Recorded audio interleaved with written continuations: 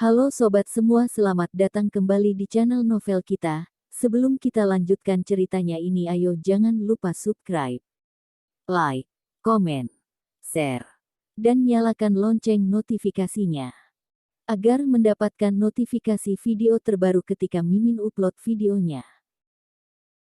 Istri yang dimanja, Eps 58. Dia butuh satu kesempatan. Setelah Amandamu mengirim pesan, dia gugup menunggu balasan Ricky Mo. Dulu dia tidak pernah gugup ketika mengirim pesan ke Tommy Sen. Terdengar suara bisikan teman kerjanya dari sebelah. Aku dengar Pak Yudi Sun minta izin pulang ke rumah untuk istirahat. Apa yang terjadi padanya selama 2 hari ini? Pak Yudi Sun biasanya semangat bekerja setiap hari. Petik 2 petik 2. Amandamu senang ketika mendengar itu. Satu rekan lagi bergabung dalam percakapan ini. Mereka juga ikut mengecilkan suara. Tapi Amandamu mendengar beberapa kata. Amandamu, yang melakukan, kemarin. Amandamu tiba-tiba bersin, apa mereka membicarakannya? Sengding Entertainment Group. Ruang rapat hening, Ricky Mo duduk di sana. Matanya tertunduk, dengan wajah tanpa ekspresi membolak-balik laporan proyek dan evaluasi. Semua manajer dalam bahaya. Bernapas pun tak berani. Lagi pula temperamen bos jauh lebih buruk dibanding James. Orang luar mengira kalau James Gu bos besar Sengding Entertainment Group, tetapi faktanya hanya staf senior perusahaan yang tahu kalau orang di depan mata inilah bos besar perusahaan. Keberadaan dan identitasnya sangat rahasia, dia yang mengambil keputusan besar di perusahaan, rapat kali ini dia yang memimpin. Selama beberapa waktu Ricky Mo tidak berada di perusahaan, jadi semua masalah perusahaan ditangani oleh James. Sangat sulit mengelola perusahaan dan menghadiri semua kegiatan.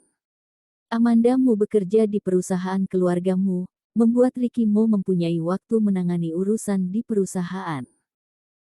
Ada beberapa sutradara yang bergabung dengan atasan di perusahaan yang ingin membuat kekacauan. Tapi itu bukan masalah besar. Akhirnya, Ricky Mo selesai membaca dokumen-dokumen itu, meletakkannya dengan rapi di sampingnya. Beberapa lainnya terlempar ke tengah meja rapat hingga mengeluarkan suara brak. Semua orang terkejut. Ricky Mo mengangkat matanya. Perlahan-lahan melirik orang-orang yang hadir kemudian berbicara dengan nada tegas. Kita semua senior perusahaan, bekerja bersama begitu lama. Aku akan memberikan satu kesempatan terakhir, ambil sendiri, bawa pergi, bawa kembali saat kalian sudah melakukan semuanya sesuai aturan. Setelah itu dia berdiri dan meninggalkan ruang rapat, James mengikutinya sambil mengambil dokumen yang terlipat rapi. Setelah kembali ke ruangannya, Ricky Mo melonggarkan dasinya, duduk di kursi, meraih dan menggosok pelipisnya.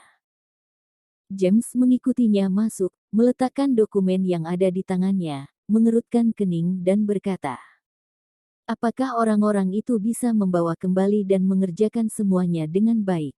Ekspresi wajah Ricky Mo berubah menjadi dingin. Setelah dipecat oleh Sengding Entertainment Group, perusahaan mana yang berani menerimanya?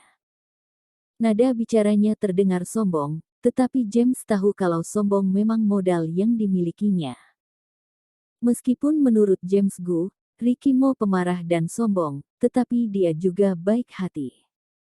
Kalau sudah tidak ada urusan lagi, silahkan pergi, ucap Ricky Mo sambil mengeluarkan ponsel dari laci mejanya.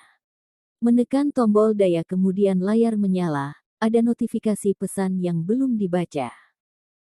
Seperti yang diharapkan, ini pesan teks dari Amandamu. Aku Amandamu, terima kasih ponselnya, aku sangat menyukainya. Matanya tertuju pada kata, sangat menyukainya. Melihat pesan ini, Ricky Mo tersenyum. James belum keluar, melihat Ricky Mo tersenyum membuatnya bertanya-tanya. Apa yang kamu lakukan dengan tersenyum seperti itu pada ponselmu? Kamu membuatku takut. Ricky Mo yang sedang dalam suasana hati yang baik berkata. Kamu takut kenapa masih belum pergi? James mencari-cari untuk mengetahui apa yang sedang Ricky Mo lihat. Ricky Mo seperti memiliki mata di kepalanya. Dia langsung membalikkan telapak tangannya dan menutup ponselnya di atas meja. James. Yah, itulah Ricky Mo. Setelah James keluar, Ricky Mo mengirim pesan teks pada Amanda Mu. Baguslah kalau kamu suka.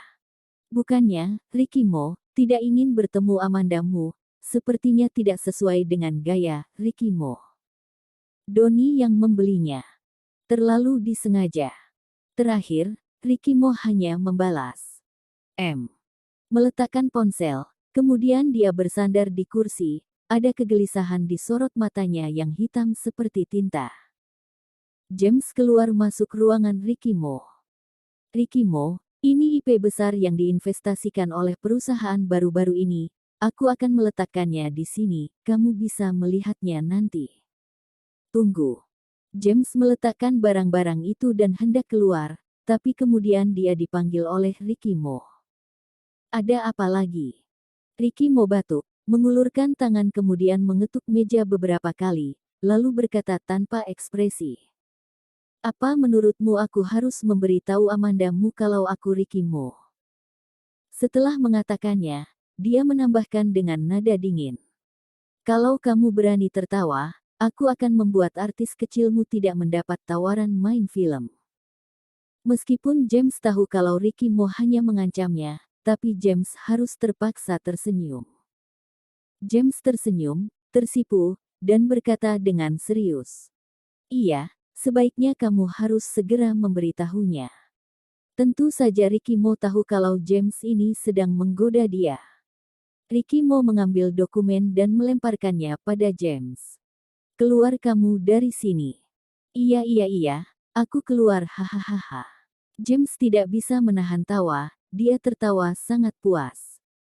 James merasa kalau hidupnya tidak sia-sia, karena dia melihat Ricky Mo bingung oleh wanita. James akan berbagi berita menarik dengan Robert. Ricky Mo mengatupkan bibirnya dan dengan wajahnya yang tanpa ekspresi, dia mengambil tempat pena lalu memukul James yang sudah jalan ke arah pintu. Ceritan James membuat Ricky Mo merasa lebih puas. Lalu Ricky Mo mengerutkan kening lagi, kalau sekarang dia memberitahu Amanda Mu kalau dia adalah Ricky Mo jelas bukan waktu yang tepat. Dia butuh satu kesempatan. Amanda Mu menunggu lama sampai Ricky Mo mengiriminya pesan teks. Meskipun hanya satu kata, tapi untuk Amanda Mu itu cukup baik. Saat jam makan siang, beberapa rekan kerja wanita datang menemuinya. Amanda Mu, ayo kita pergi makan. Api gosip di mata rekan-rekan wanita ini tidak bisa lepas dari mata Amanda Mu. Amanda Mu merasa sepertinya mereka tahu kalau dia yang memberi Pak Yudi Sun pelajaran.